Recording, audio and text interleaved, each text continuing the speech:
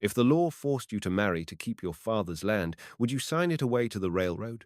Or sign your fate into an unexpected marriage? Dawn crept through the oiled paper window like a thief, touching Sarah Whitmore's face with fingers of pale gold. The depot bell tolled 6 times across the quarter-mile of prairie grass that separated her claim from Millbrook Station. She counted each chime, a habit born of waiting for news that never came on time. The marriage scarf lay folded in the bottom drawer of her father's desk, red wool soft as prayer between her fingers. She'd woven it herself last autumn when the territorial agent had first mentioned the new regulations. Every homestead woman needed a husband's name on the deed come spring registration or forfeit the land to the railroad. 17 weeks, she whispered to the empty cabin, calculating time by the silver dollars in her flour tin. $17 saved from selling eggs to the stage depot, butter to the mill workers, preserves to anyone with coin to spare. At this rate, she'd have the $40 filing fee by summer if she could find a man willing to sign the papers and ask no questions after. The creek ran higher this morning, swollen with snowmelt from the Badlands 20 miles north. Sarah pulled on her father's old boots and stepped outside to check the water level against the willow stakes she'd driven into the bank last fall. The creek had risen 3 inches overnight. She marked it in her ledger. The 15th of March, 1890. Creek up 3. High water meant good grass meant more settlers. More settlers meant the railroad would push the junction through Millbrook instead of around it. Thomas Bearcloud emerged from the cottonwoods upstream, leading his grandfather's spotted horse to drink. He moved with the deliberate grace his people called walking in balance, each step placed with purpose. The horse nickered a greeting to Sarah's mule, who raised his head from the new grass with ears pricked forward. "Morning rises early today," Thomas said, his English careful and precise. He was about her age, maybe 25, with calloused hands that spoke of work and eyes that missed nothing. His grandfather was chief walking eagle of the small band Lakota, whose people had been granted the valley bottom in the Treaty of 85. "Water's running fast," Sarah replied, nodding toward the creek. "My stakes say 3 inches since yesterday." Thomas studied the muddy flow, then looked upstream toward the distant black line of storm clouds gathering above the Badlands. "Ice moves in the high country.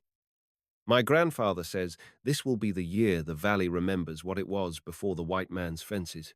Sarah felt something cold settle in her stomach that had nothing to do with the morning air. She'd heard stories of spring floods, entire homesteads swept away when the winter's snow melted too fast in the mountains. Her cabin sat on high ground, but her fields lay in the creek bottom, the only soil rich enough to grow the wheat crop she needed to prove up her claim. "How long before it peaks?" she asked. Thomas shrugged, a gesture that somehow conveyed both uncertainty and deep knowledge. "The ice knows its own time. Maybe 3 days, maybe 7. Depends how warm the sun burns and how hard the wind blows from the south." The depot bell chimed the half hour. 6:30. Sarah's pulse quickened. The eastbound stage arrived at 7 sharp every Monday, bringing mail, supplies, and sometimes passengers looking for land or work.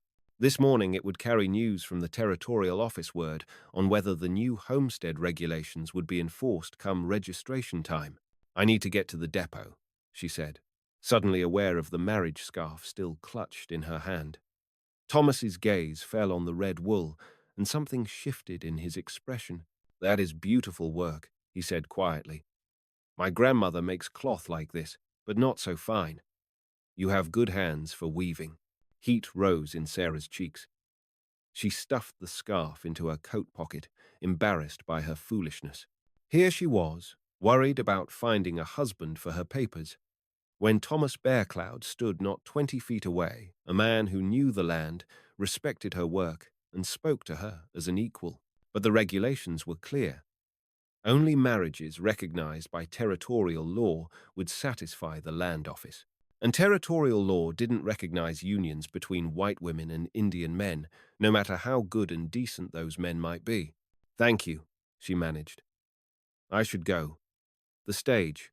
"Yes," Thomas said, understanding more than her words conveyed. "The stage brings changes. My grandfather will want to know what kind." He swung onto his horse with easy grace and touched his hat brim in farewell. Sarah watched him ride upstream toward the small cluster of lodges where the band made their winter camp, then hurried toward the depot, her father's boots squelching in the muddy grass.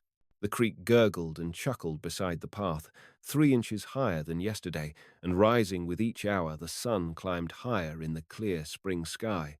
The Millbrook depot squatted beside the rail line like a wooden toad, painted yellow with green trim that had faded to the color of old grass. Sarah arrived as the stage rolled into view, a dust cloud marking its approach from the east. 7 passengers this morning, unusual for early March, and among them a man in a black suit who stepped down from the coach with the careful movements of someone who'd spent too many hours in uncomfortable seats.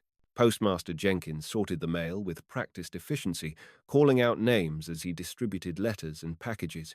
"Whitmore," he hollered, and Sarah stepped forward to claim a thick envelope bearing the territorial seal. Her hands trembled as she broke the wax. Inside, an official notice printed on heavy paper. Homestead Act Amendment, effective the 1st of April, 1890. All single women claiming homestead rights must provide proof of marriage or forfeit claims to railroad development. Registration period. April 1, 15. Filing fee, $40. No extensions granted. 2 weeks. Sarah folded the notice carefully and slipped it into her coat beside the marriage scarf. Around her, other homesteaders opened similar letters, their faces reflecting her own dismay. $40, muttered Pete Garrison, whose claim bordered hers to the south. Where's a man supposed to find $40 in March? Same place he finds a wife, I reckon, said his neighbor, earning bitter laughter from the small crowd. The man in the black suit approached the group with a smile that didn't reach his eyes. "Excuse me, folks. Name's Carlton Webb, representing the Dakota and Western Railroad. I couldn't help overhearing your concerns about the new regulations." Webb pulled out a leather portfolio and extracted several documents. "I'm authorized to make cash offers for any claims folks might be looking to sell. Fair market value, no questions asked. Money in your hands today." "How much?" Pete asked. "Depends on the land. Creek bottom goes for $8 an acre, high ground for $5. I can write a bank draft right here, right now." Webb's pen glinted gold in the morning light. Sarah calculated quickly. Her 160-acre claim would bring maybe $900 at those prices, more than twice what she had in savings, but less than a quarter of what the land would be worth once the railroad came through. And it would mean abandoning her father's grave, the cabin he'd built with his own hands, the dream that had brought them west from Ohio 5 years ago. "I'll think on it," she said. Webb handed her a calling card. "Don't think too long, miss? Offers like this don't last forever." As the crowd dispersed, Sarah walked to the telegraph office beside the depot. The key clicked and chattered as the operator, a thin young man named Billy Morse, sent messages east. Sarah waited until he finished, then stepped forward. "I need to send a wire to Rapid City," she said. "To the territorial clerk's office." Billy prepared his key. "What's the message?" Sarah hesitated, then spoke carefully. "Sarah Whitmore, Millbrook Station. Request information marriage requirements, territorial law. Stop. Urgent. Stop."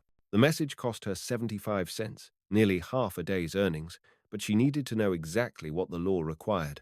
If there was any way to satisfy the regulations without actually finding a husband, she had to explore it. Back home, she found the creek had risen another inch while she was gone. The muddy water now lapped at the bottom rail of the fence around her vegetable garden. Sarah drove new stakes and marked the level, then walked the perimeter of her property to check for signs of erosion. Near the northwest corner, where her land abutted the Lakota camp, she found Thomas Bearcloud examining a deep gully that hadn't been there yesterday. Spring runoff had carved a channel 3 feet wide and 2 feet deep, carrying away topsoil that had taken centuries to accumulate. "It's starting," he said, without looking up. "The water finds its old paths." Sarah knelt beside the gully, running her fingers through the rich black earth that lined its sides. "How bad will it get?" My grandfather's grandfather told stories of the Great Flood, when the whole valley ran like a river from bluff to bluff. That was 70 winters ago, maybe 80. The signs then were like the signs now: ice breaking early in the high country, warm wind from the south, and white men trying to fence the water. Fence the water? Thomas pointed upstream, where a wooden dam had been built across a tributary creek. The mill owner. He diverts water to turn his wheel, makes the creek run where he wants instead of where it needs to go. When the flood comes, that dam will break, and all the water he's been stealing will come back at once. Sarah felt the marriage scarf in her pocket, soft wool against her fingers. How long do we have? The ice will tell us. Maybe 2 days, maybe 5. Thomas stood, brushing dirt from his hands. My grandfather wants to speak with you.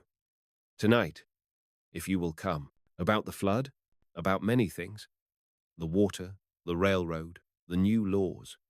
He says the spirits showed him a vision of change coming to the valley and that you would have a part in it. Sarah nodded, though the thought of visiting the Lakota camp after dark made her nervous. She traded with Thomas and his people for 3 years, but always in daylight, always with the social boundaries clearly maintained. Chief Walking Eagle was known as a wise and peaceful man, but these were dangerous times for anyone who crossed the invisible lines that separated white and Indian worlds. After sunset, she agreed. I'll bring coffee beans as a gift. Thomas smiled, the first genuine warmth she'd seen from him all morning. He will like that. Coffee is one of the white man's gifts he approves of. As he walked away, Sarah pulled out the marriage scarf and held it up to the light. The red wool seemed to glow like embers in the afternoon Sunday. Somewhere upstream, ice groaned and cracked in the warming air, and the creek sang its rising song as it carried the winter's melt toward the valley below. 2 weeks until registration. Less than $100 saved toward the filing fee. And now a flood coming that could wash away everything she'd worked to build. But tonight she would speak with Chief Walking Eagle and perhaps find answers to questions she was only beginning to know how to ask. The creek rose another half-inch while she watched, and somewhere in the distance, thunder rumbled from a sky still blue as cornflowers. Midpoint. The belonging. Choice. The Lakota camp lay in a natural hollow beside the creek. 7 lodges arranged in a circle around a central fire. Sarah approached on foot, leading her mule and carrying a cloth bag of coffee beans she'd been saving for special occasions. The sun had set an hour ago, and firelight danced orange against the lodge skins. Chief Walking Eagle sat beside the largest lodge, wrapped in a blanket that might once have been blue but had faded to the color of twilight. He was smaller than Sarah had expected, perhaps 60 years old, with silver-threaded braids and eyes that seemed to hold the accumulated wisdom of all his winters. Thomas rose from beside his grandfather and gestured for Sarah to approach. Grandfather, this is Sarah Whitmore, the weaver who keeps the creek bottom. Walking Eagle studied her for a long moment, then spoke in Lakota. Thomas translated. He says, you have your father's stubbornness, but your mother's heart. He knew your father traded horses with him before the sickness took him. Sarah knelt and offered the coffee beans. Tell him I'm honored by his invitation. The old chief accepted the gift with grave courtesy, then gestured for her to sit. He spoke again, longer this time, his voice carrying the rhythm of formal speech. He says the spirits have shown him a vision, Thomas interpreted. White soldiers coming from the east, railroad men from the south, and water from the north. All 3 will arrive together, and when they do, the old agreements will be forgotten. He asks if you have seen the same signs. Sarah thought of Carlton Webb's offer, the new homestead regulations, the rising creek. The railroad wants to buy our land cheap before the flood comes. They know something we don't. Walking Eagle nodded when Thomas translated, then spoke directly to Sarah in careful English. You understand? Good. Now, I tell you what the spirits showed me. He picked up a stick and began drawing in the dirt beside the fire. Here is our camp. Here is your cabin. Here is the depot and the mill. When the flood comes, he swept his hand across the drawing, erasing half the lines. The water will run where it ran in my grandfather's time. The mill dam will break. The depot will flood. The rail line will be underwater for 7 days. Sarah felt her throat tighten. And my cabin? Safe. Your father chose high ground, but your fields. Walking Eagle shook his head. my wheat crop. Without it, I can't prove up my claim. Yes, but the railroad men know this. They wait for the flood to wash away the small farms, then buy the land for nothing. The old chief looked up from his drawing. Unless. He drew a new line in the dirt, connecting his camp to Sarah's cabin. There is another way. Lakota law and white law both honor marriage bonds, but in different ways. If you were to bind yourself to my grandson, not in the white man's church, but in the old way, the Lakota claim would protect your land from the railroad. Sarah's heart hammered against her ribs. I don't understand. Thomas leaned forward, his voice quiet but intense. Under the Treaty of 85, married women of the tribe retain property rights through their husband's tribal status. If we were wed by Lakota ceremony, your land would become part of the tribal holding. The railroad couldn't touch it, but would territorial law recognize? The territorial governor signed the treaty, Walking Eagle said. It has the force of federal law, stronger than the homestead regulations. Sarah pulled the marriage scarf from her pocket, the red wool seeming to pulse with firelight. This was meant for someone else. A white man who would sign papers to help me keep my claim. Walking Eagle reached out and touched the scarf, running the wool between weathered fingers.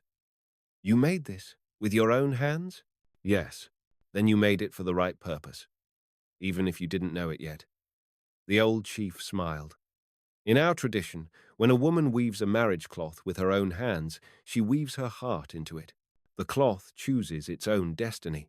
Thomas spoke softly. Grandfather, the white world won't accept. The white world is changing, Walking Eagle interrupted.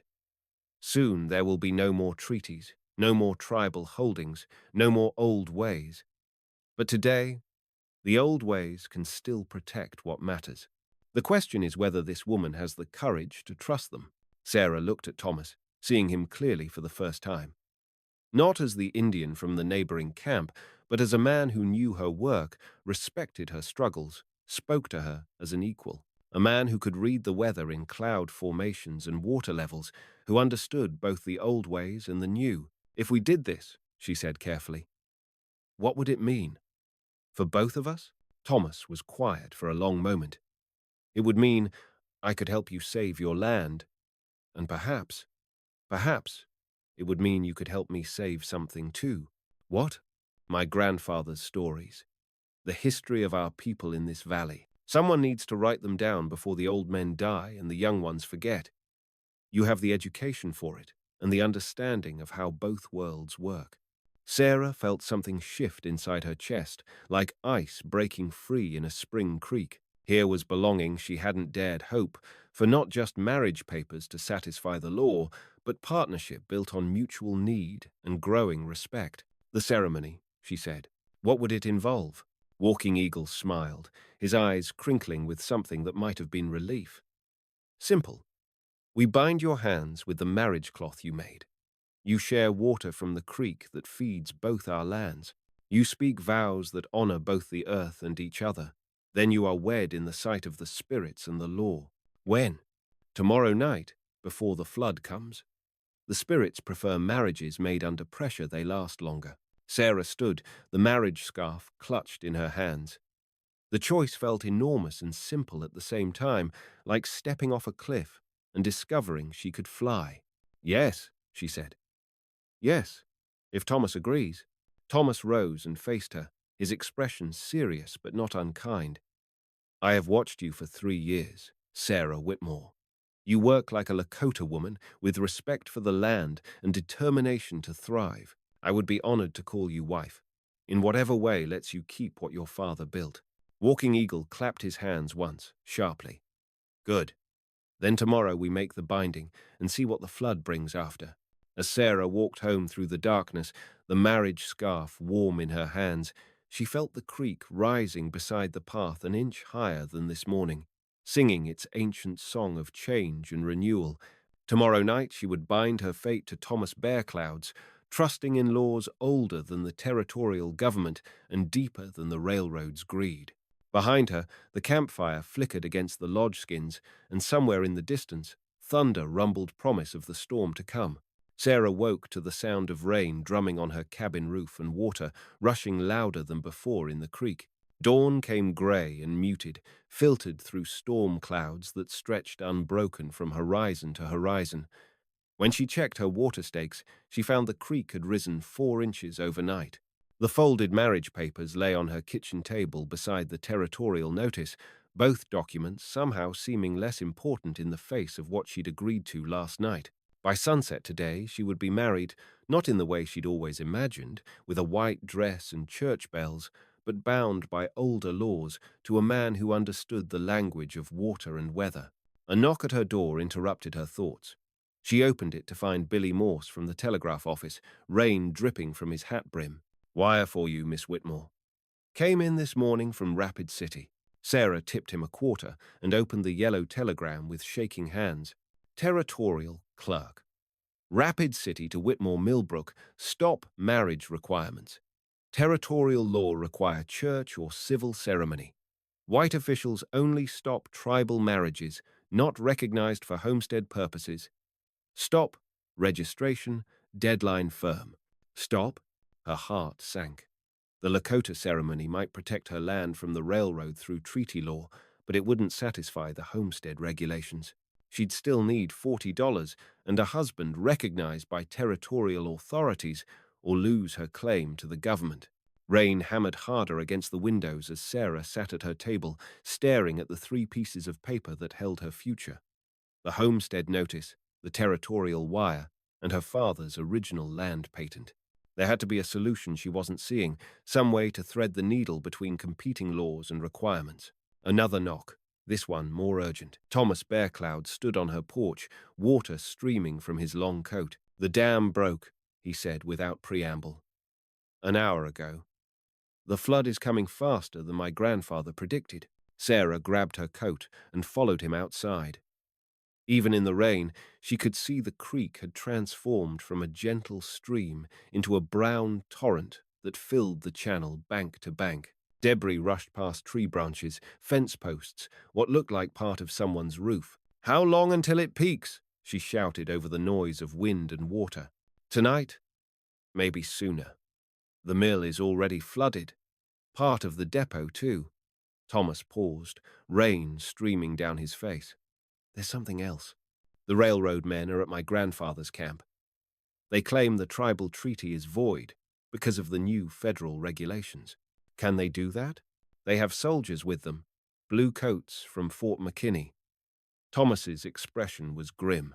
"My grandfather sent me to ask, do you still want to go through with the ceremony? It might not protect either of us now." Sarah looked downstream toward the depot, where she could see tiny figures moving around the yellow building. Carlton Webb and his men, no doubt, ready to snap up flood-damaged claims for pennies on the dollar. The marriage scarf felt heavy in her coat pocket. "The ceremony might not save our land," she said slowly, "but it might save something else.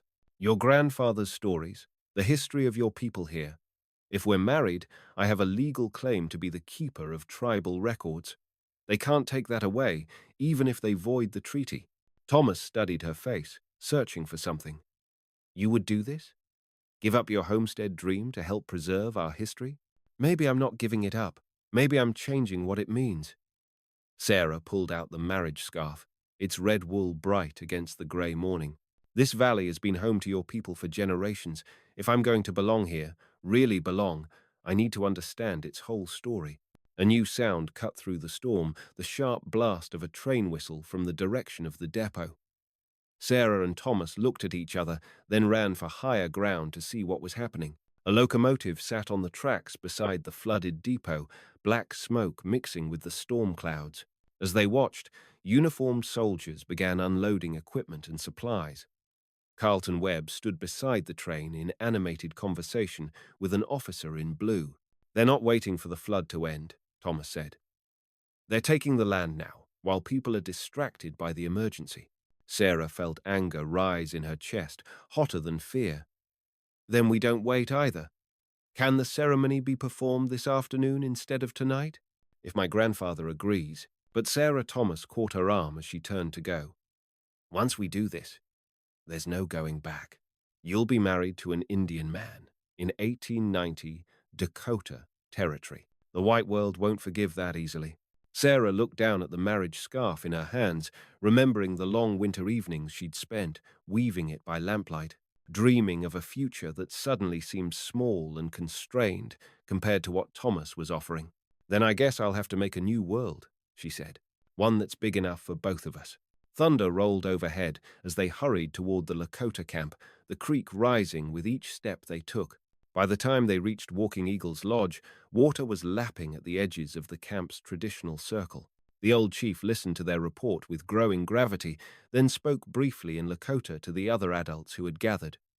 When he turned back to Sarah, his expression was resolved. "We perform the ceremony now," he said in English. "Before the soldiers come, before the water drives us from our homes. If this is to be the end of the old ways, let them end with honor." The rain slackened as the camp prepared for the wedding. Sarah helped the women arrange a circle of stones around a small fire, while Thomas and the other men sang traditional songs in voices that seemed to call the very spirits from the storm clouds. Walking Eagle produced a water gourd carved with symbols Sarah didn't recognize, but somehow understood symbols of continuity, of belonging, of roots that ran deeper than any government's authority. "The ceremony will be brief," the chief told her as the others took their places around the fire. "We bind your hands, you drink from the gourd, you speak your promises. Then you are wed in the sight of our ancestors and yours." Sarah nodded, clutching the marriage scarf. Through the rain, she could see the brown flood rushing past, carrying away pieces of the world she'd known. But here, in this circle of stones, surrounded by people who understood what it meant to lose everything and still endure, she felt something she'd never experienced before, the bone-deep certainty that she was exactly where she belonged. "I'm ready," she said, and meant it. The depot whistle blew again in the distance, sharp and urgent against the storm. But here, by the sacred fire, with her hand extended toward Thomas Bearcloud and the red marriage scarf waiting to bind their fates together, Sarah Whitmore prepared to step across the threshold into a future none of them could predict, but all of them would face together. The Lakota wedding circle formed as the storm reached its peak.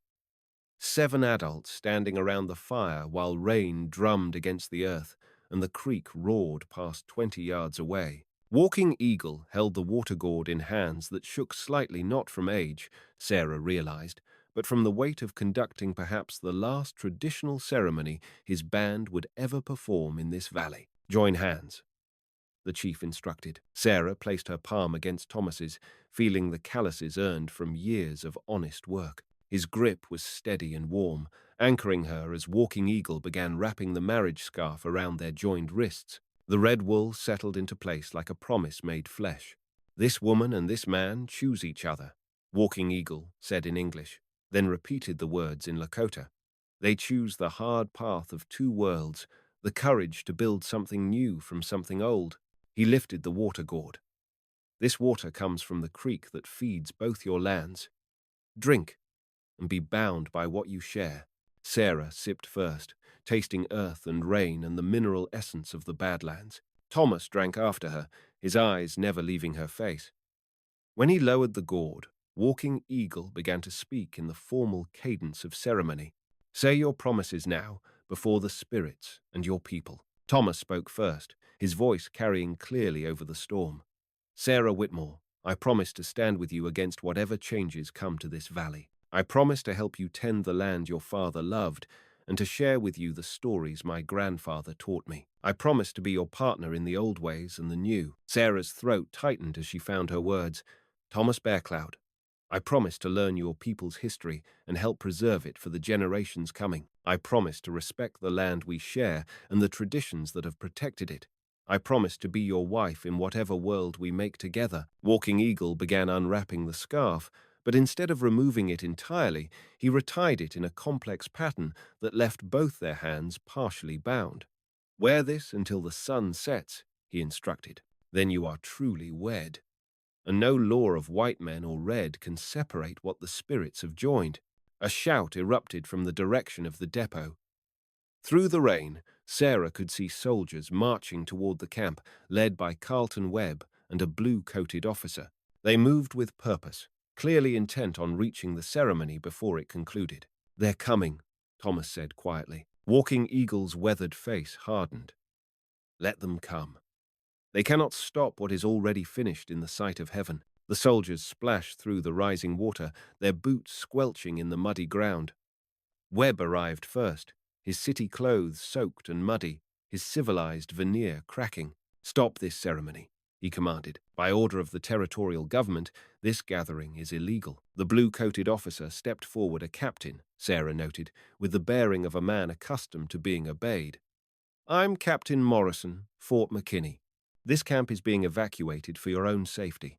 The flood poses an immediate danger." Walking Eagle rose slowly, drawing himself up to his full height. Though small in stature, he suddenly seemed to fill the space around the fire. "We have lived with this creek for more generations than your people have been on this continent, Captain. We know when water is dangerous and when it is merely enthusiastic. Nevertheless, you'll need to move to higher ground. The railroad is providing temporary shelter at the depot." "The depot is underwater," Thomas pointed out. Captain Morrison's jaw tightened. "Then you'll move to wherever we designate. This is not a request." Sarah felt the marriage scarf binding her wrist to Thomas's, still damp from the rain but warming against her skin. The ceremony was complete according to Lakota law, but she could see in Webb's predatory smile that he understood the legal complexities as well as she did. A tribal marriage might protect some rights, but it wouldn't satisfy the homestead regulations or stop the railroad from claiming the land through other means. "Captain," she said, stepping forward with Thomas beside her, "I'm a legal homesteader with a valid claim registered under territorial law. My property is not being evacuated, and I'm not leaving without a court order." Webb laughed harshly. "Your property, Miss Whitmore? According to our records, you're an unmarried woman who can't meet the new registration requirements. Your claim reverts to the territory in 3 days unless you can produce both a husband and $40 in filing fees. Then it's fortunate I have both." Sarah reached into her coat and pulled out the folded marriage papers, the official territorial forms she'd been saving for a white husband who would never come. With deliberate movements, she unfolded the documents on a flat stone beside the fire. "Thomas Bearcloud, as my lawfully wedded husband under tribal authority recognized by the Treaty of 1885, will you sign these papers to satisfy the territorial requirements?" Thomas stared at her for a moment, then smiled, a genuine expression of admiration and something deeper. "I will sign them gladly, wife." Captain Morrison stepped forward. "Those papers require a white witness and a filing fee. I have both." Sarah reached into her other pocket and pulled out her savings, not the $17 she'd counted yesterday, but $39.50, including the money she'd borrowed against her future egg sales and the emergency funds she'd kept hidden in her father's desk. As for a witness, she looked directly at the captain. "You're a federal officer, sworn to uphold all laws, including treaty obligations. You can witness the signing." Webb's face went red. "This is ridiculous. The territorial government won't recognize. The territorial government will recognize whatever a federal officer certifies as legal," Sarah interrupted.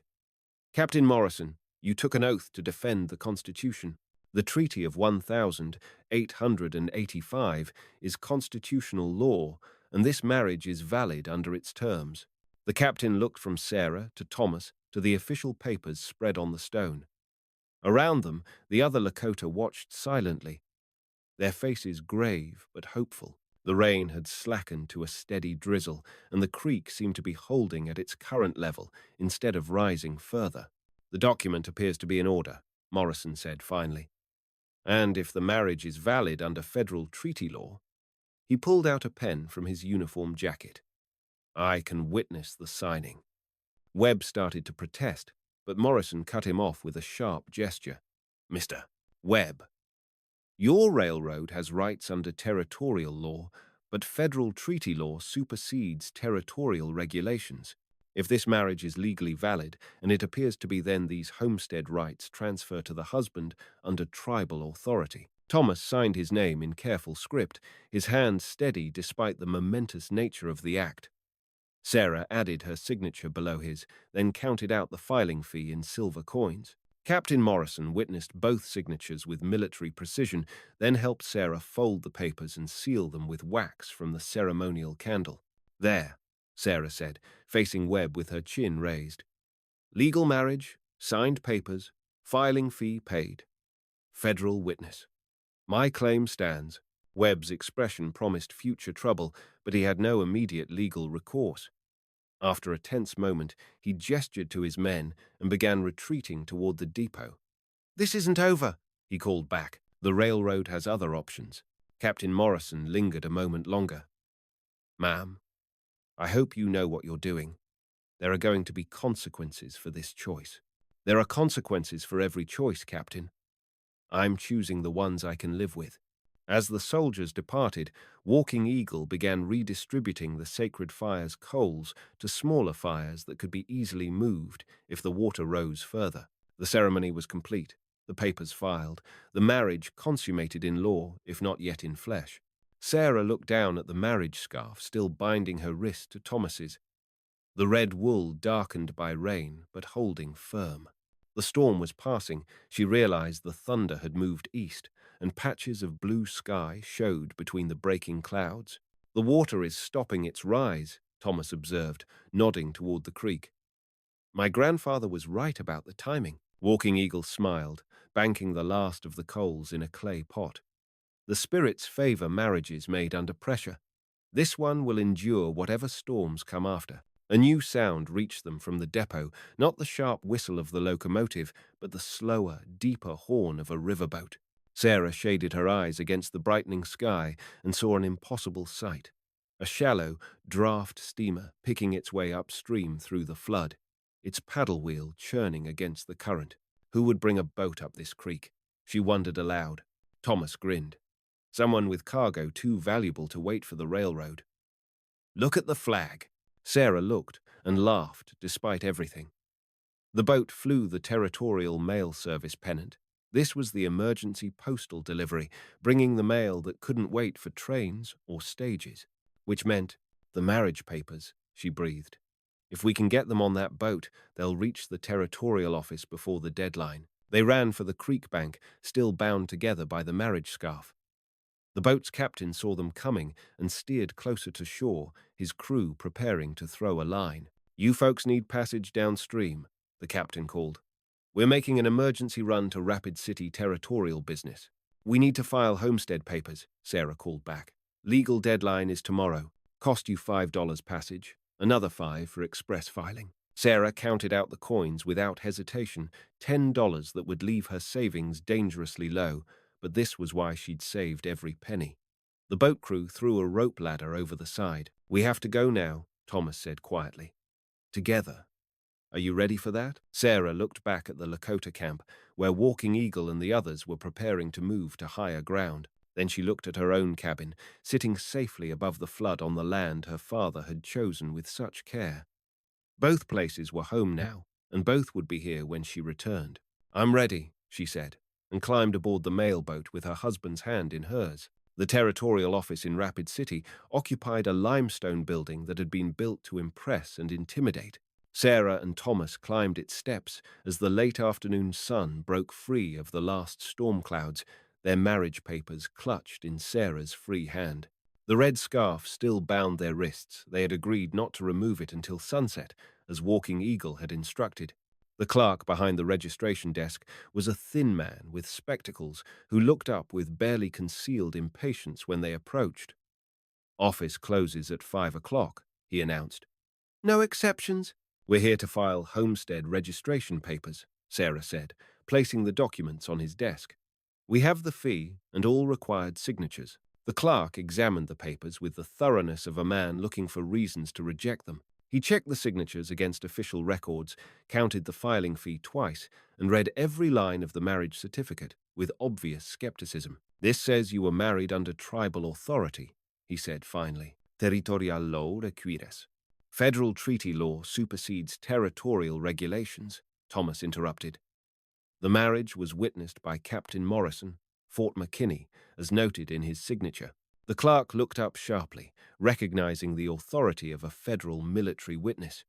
After another long moment, he pulled out the official registration book and began copying information from their papers. Registration accepted, he said reluctantly, stamping the papers with unnecessary force. Your homestead claim is valid for 1 year, subject to standard improvement requirements. Outside on the courthouse steps, Sarah and Thomas sat in the late sunshine and watched the sun sink toward the western horizon. Around them, the city went about its evening, business merchants closing their shops, families heading home for supper, the ordinary rhythms of life continuing unchanged. When the sun touches the horizon, Thomas said, my grandfather's ceremony will be complete. We'll be married in every way that matters. Sarah studied his profile against the golden light. Are you sorry? About how it happened, I mean. Not the way either of us imagined finding a spouse. Thomas was quiet for a moment.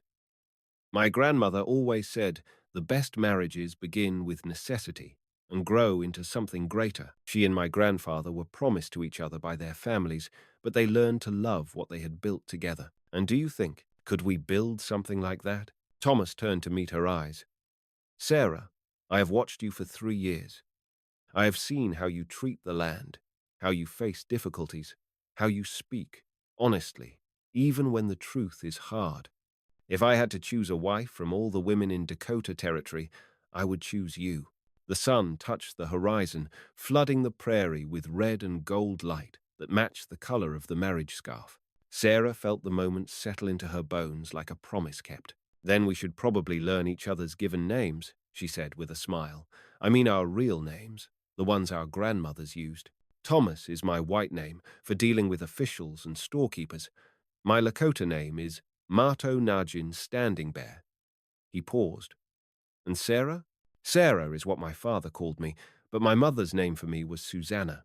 It means lily, something that grows beautiful in unlikely places.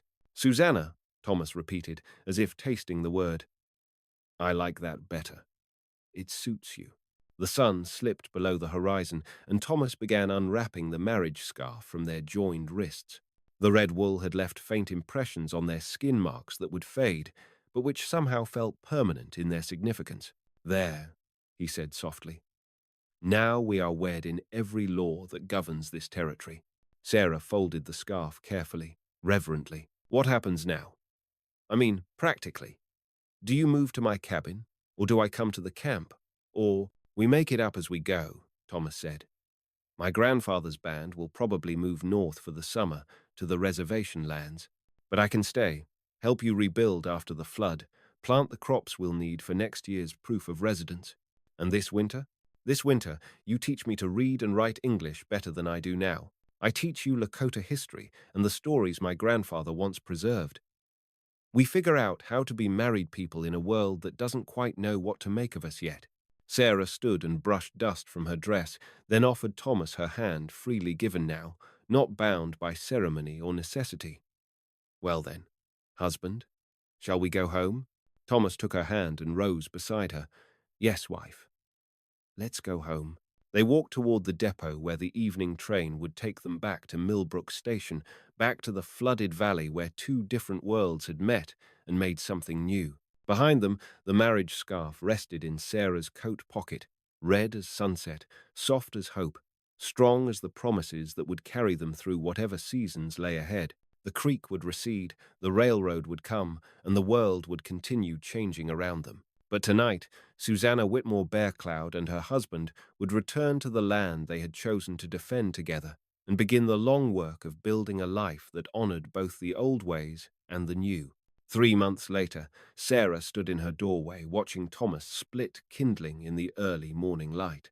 The creek ran clear and low in its proper channel, the flood damage repaired, the fields replanted with wheat that was already knee-high in the rich silt the waters had left behind. A rider approached from the direction of the depot, Billy Morse, carrying the mail pouch and a telegram yellow envelope that made Sarah's pulse quicken.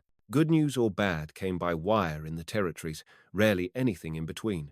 Mrs. Bearcloud, Billy called, using her married name with the careful politeness of a young man still adjusting to social changes.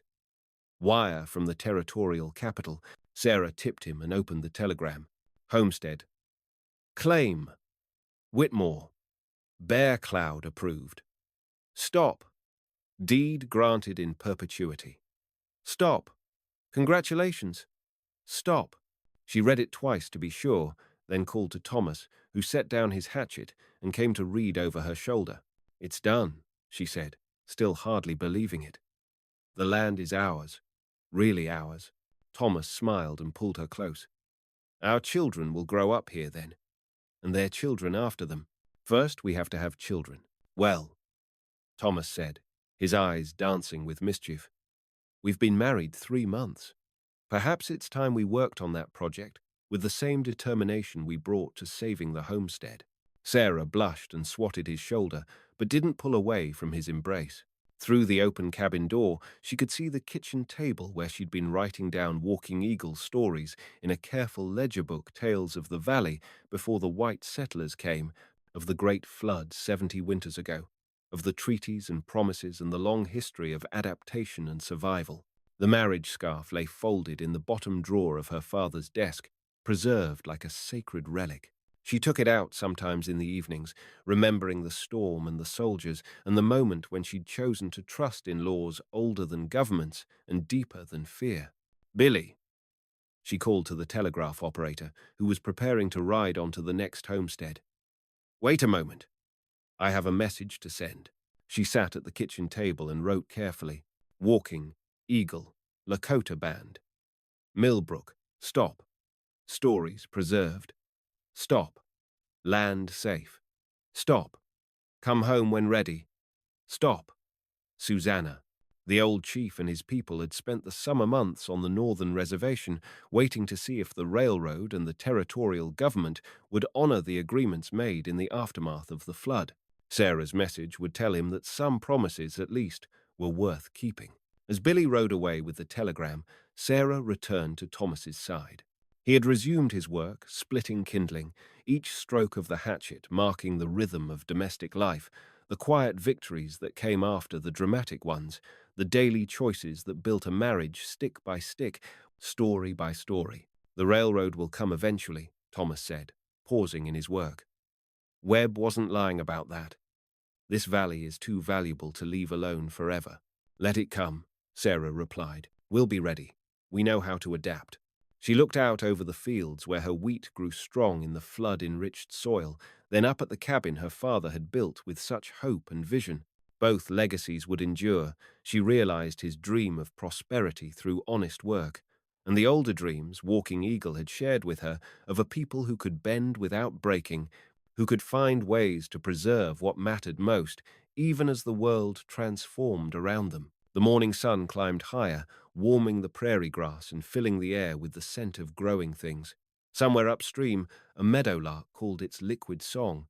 And in the kitchen of the cabin that had sheltered 3 different kinds of hope, a ledger book lay open to a page that began, "In the time before the railroad, when the creek knew its own name, the stories would be preserved, the land would endure, and 2 people who had found each other in the midst of crisis would spend the rest of their lives learning what it meant to choose love deliberately, daily, in a world that demanded nothing less than complete courage from those who dared to build something new." If you'd like more stories like this, stay a while. I'll tell the next one tomorrow night.